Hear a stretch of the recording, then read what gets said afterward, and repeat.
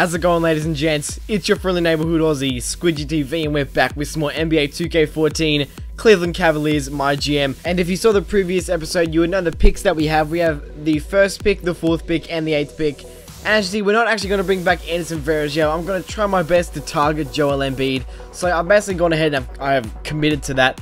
But a really quick update for the Timberwolves and Bobcats MyGM. I still can't actually access the save for it. Like, it's still doing that glitch. So for now, it's going to be strictly my team and Cavaliers. But let's jump into this. As you see, Mike Brown says, let's draft my man, Jabari Parker. And I'm saying, that's a great idea, Mike.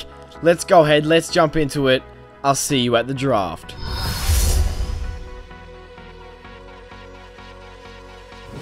The first pick in the NBA draft, the Cleveland Cavaliers select the 20-year-old small forward from Duke University.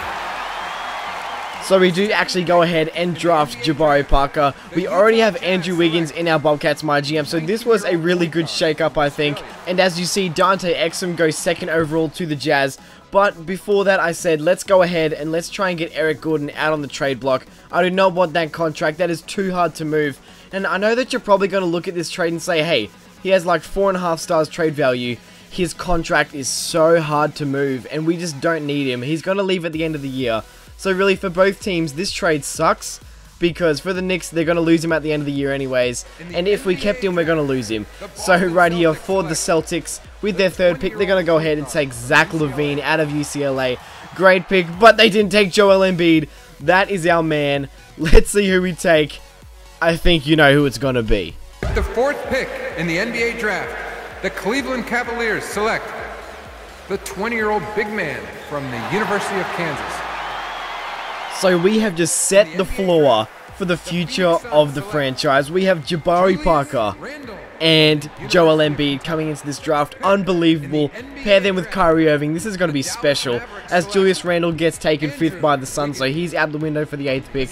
Andrew Wiggins went all the way down to pick 6. And like, I could actually see that happening with the way he's been playing lately at Kansas. I don't know how that's going to go, but Gary Harris! I was going after Gary Harris. Gary Harris was my man, I promise you.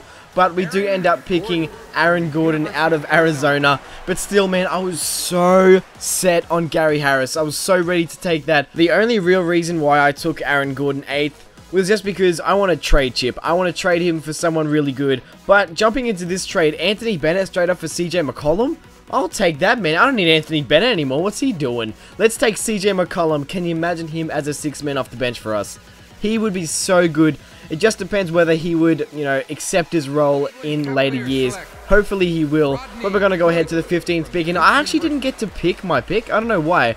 But like, the next pick that I got with the Aaron Gordon trade, it just, yeah, like, they just wouldn't let me pick it. That was totally retarded. But we did get to pick that one. We took Adrian Payne out of Michigan State. I love his game. I've watched that many Michigan State games now. And just watching Adrian Payne go to work is so awesome. As we do actually go ahead and trade for the 29th pick. And we take Aaron Craft, someone that I was really looking forward to.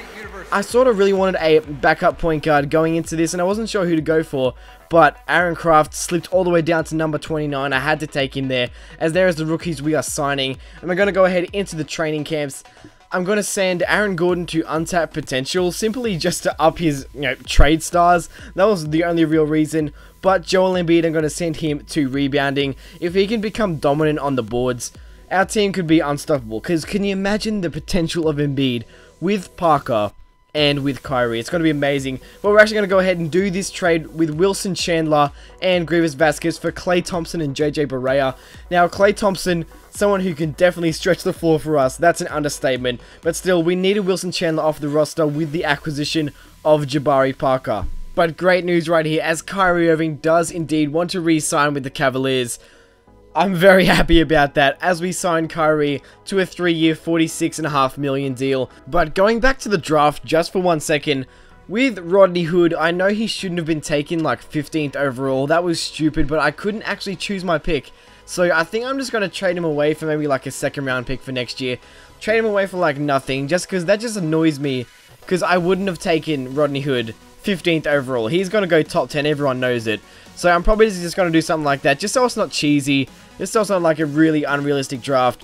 But thanks again so much for watching, guys. I hope you did enjoy this off-season video. The off-season is probably my favorite part of the entire MyGM mode. But if we can go ahead and reach 45 likes in this video, I will release the next one tomorrow. I really want to get this MyGM going, just because we just built this team so well right now that we have the potential to make the conference finals this year. With how bad the East is, it's possible. So if we can go ahead and reach 45 likes, that would be so epic. Thank you guys so much for watching. Screwjada out. Cheers.